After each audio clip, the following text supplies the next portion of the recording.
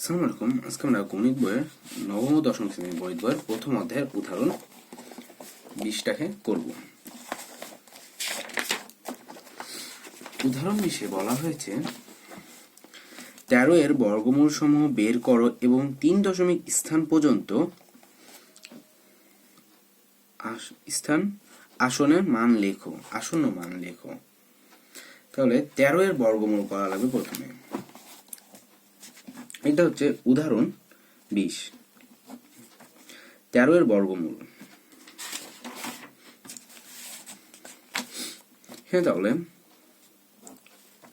এখন দুইটা ব্র্যাকেট দিয়ে নেবো, মাঝখানে একটা ডিস্টেন্স রাখবো বেশি করে 3।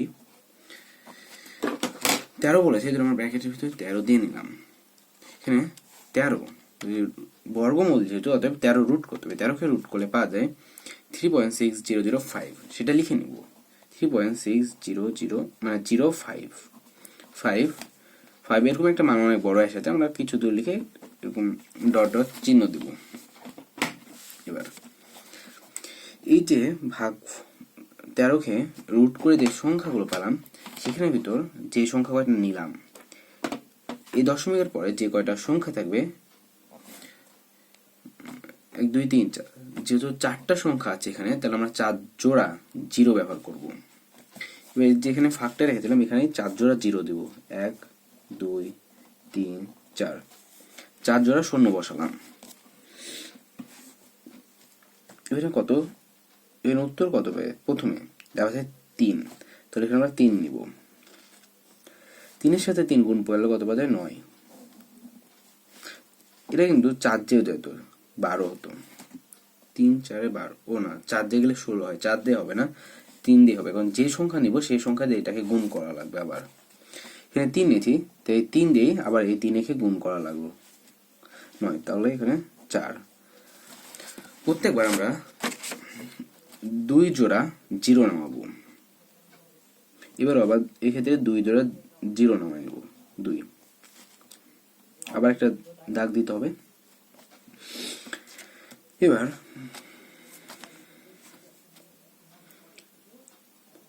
এর উত্তর কত পাওয়া গেছে? 6। এটা 6 নিয়ে নেব।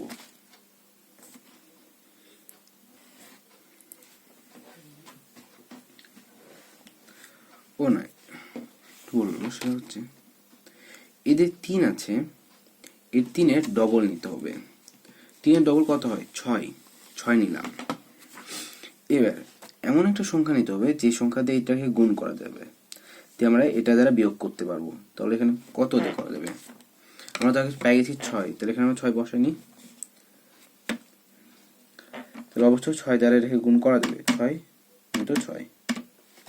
হ্যাঁ, এটা ক্যালকুলেট করলে বোঝা যাবে। তো এখানে যে 6টা নিয়েছিলাম, সেটার জন্য 6 দিয়ে 6 গুণ করলে 396 পেয়ে গেলাম, যেটা এটা দ্বারা বিয়োগ করা যায়।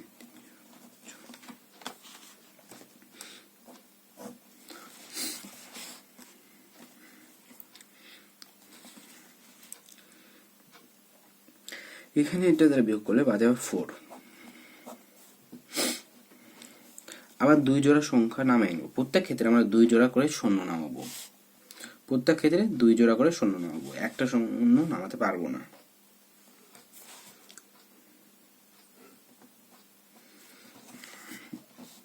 আবার এবার প্রথমে নিয়েছিলাম 3-এর ডবল, এবার আমরা 36-এর ডবল নিব।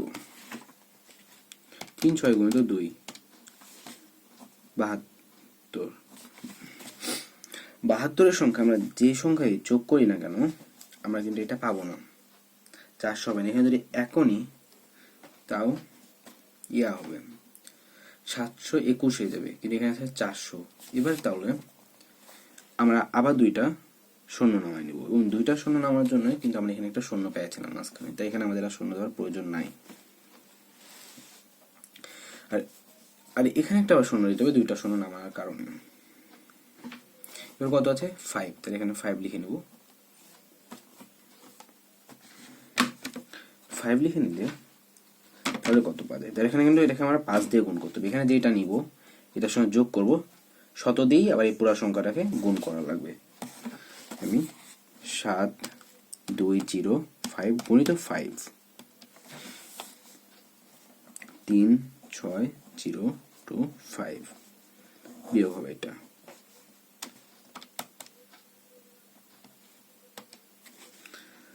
প্রথম 5 7 9 3। এর পরের ক্ষেত্রে আবার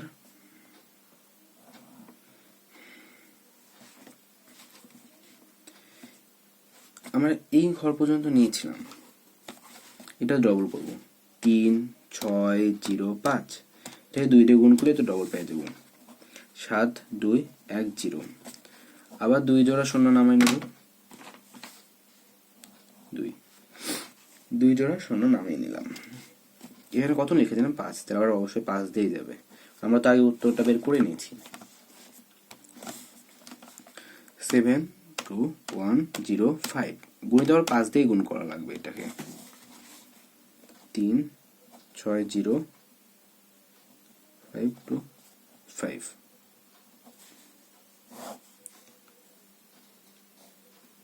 মাইনাস 397500 57963।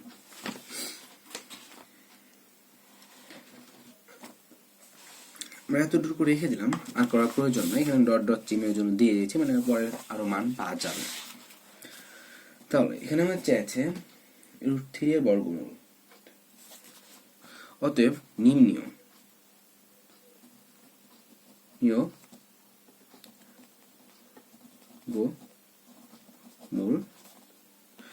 বর্গমূল 3.6055 ডট ডট ডট, এটা নিম্ন বর্গমূল। এবং এখানে বলেছে হচ্ছে, আগে আমরা দেখেছিলাম 3 দশমিক স্থান পর্যন্ত নির্ণয় করতে বলেছিল, এবং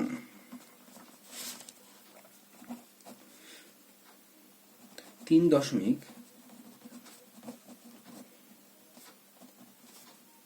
স্থান পর্যন্ত আসন্ন মান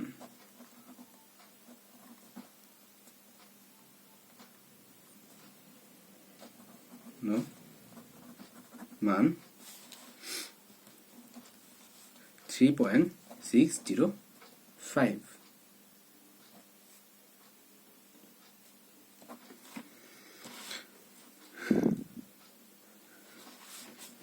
এই সম্পূর্ণই হতে আমাদের উদাহরণ 20 অঙ্কটা।